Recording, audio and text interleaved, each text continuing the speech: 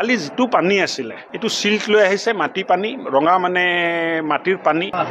50% মেঘালয় আহা পানীৰ পৰা সমস্যা হল কিয় পানীৰ কালাৰ সিটিৰ পানী যেতিয়া থাকিব পানীৰ কালাৰটো কলা থাকিব সিটিত যদি নলা নৰ্দমাৰ পৰা পানী ওলাই এক পানীৰ ৰংটো কলা থাকে কালি যেটো পানী আছিলে এটো সিল্ট লৈ আহিছে মাটি পানী ৰঙা মানে মাটিৰ পানী তাত দেখাতে মানে গম পাই যে গুৱাহাটীৰ পানী নহয় বাহিৰৰ পৰা পানী আহিছে মানে ম্যাগনিটিউড যেটো আছে তাত আমি বিফল হৈছো যিমান যেটো পৰিমাণৰ পানী আহিছে এটো হ্যান্ডেল কৰিব নোৱাৰো আমি গুৱাহাটীৰ নলা নৰ্দমাৰ যেটো সিস্টেম আছে এটো এটা ভলিউম কনসিডাৰ কৰিব নোৱা গৈছে 1.5 ঘণ্টাত যদি 136 mm পানী হয় সানমাৰিত 136 mm পানী ওয়াটাৰ ৰিসোৰ্সে ৰেকৰ্ড কৰিছে আৰু ৰাতিপুৱা মোক ৰিপৰ্ট দিছে এই পৰিমাণৰ পানী যদি 1.5 ঘণ্টাত আহে কোনো সিস্টেমে হ্যান্ডেল কৰিব নোৱাৰে তাতকে বেছি আছিলে মানুহৰ বহুত অসুবিধা হৈছে মানুহ নহয় ঘৰ যাব পৰা নাই বুলি কক ওলাব পৰা নাই ৰাতি মানুহে ঘৰ যাব পৰা নাই আনকি মানুহ 12টা বজাতো ঘৰ পাইছে 1টা বজাতো ঘৰ পাইছে মই দুখিত যে এই ঘটনাটো হল কিন্তু প্ৰকৃতিৰ লগত তো যুঁজিব নোৱাৰি পানীৰ যেটো পৰিমাণ আছিলে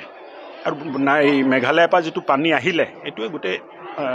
অনিষ্টটো কৰিলে না কাম যথেষ্ট হৈছে নাইৱা বুলি মই নকওঁ কিন্তু এই মানে পানী যে মেঘালয়ৰ পৰা আহে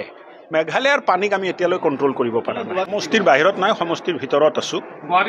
গুৱাহাটীত নাই যোৱাকালি ৰাতি 2টা বজালৈ আমি ৰিভিউ কৰিলো গুৱাহাটীৰ বানপানীৰ যোৱাকালি যেটো বানপানী হল কালি 1.5 ঘণ্টাত 136 mm এটো 5.5 ইঞ্চিৰ ওচৰা ওচৰি 1.5 ঘণ্টাত বৰষুণ হল এই বৰষুণৰ যেটো পৰিমাণ এই যেটো পানীৰ পৰিমাণ এই পানীটো গুৱাহাটীৰ নলা নৰ্দমাই টানিব নোৱাৰে এই কাৰণে পানী ৰাস্তাৰ ওপৰত ৰৈ গল আৰু কালি গুৱাহাটীত যেটো পানী আমি দেখিলো এই পানীৰ পৰা ইফেক্টেড হৈছিল দিছপুৰ সাৰ্কেল দিছপুৰ মোজা যেটো আছে বা দিছপুৰ সাৰ্কেল যেটো আমি কওঁ দিছপুৰ সাৰ্কেল অফিচাৰৰ আন্ডাৰত যিখিনি এৰিয়া এই এৰিয়াবোৰ পানীত প্লাবিত হৈছিল তাৰ কাৰণটো হল যে আধাতকে অধিক পানী মেঘালয়ৰ পৰা আহিলে মেঘালয়ত USTM ইউনিভাৰ্সিটি হল DPS স্কুল হল পাহাৰবোৰ কটা গল আৰু এই পানীবোৰ বাগৰি এতিয়া গুৱাহাটীত সোমাই যায় তেনেকুৱা এটা মই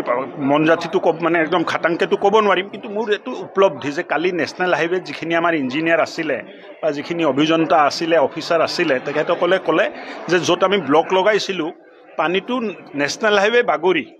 IS কলোনি সাইডত আহিলে সায়েন্স মিউজিয়ামৰ সাইডত আহিলে তাৰ পৰা গুটে পানীটো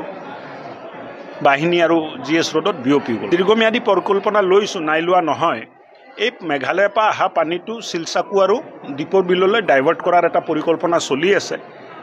DPR হৈ আছে মই ভাবো যে অতি সোনকালে 2-3 মাহৰ ভিতৰত আমি কাম আৰম্ভ কৰিব পাৰিম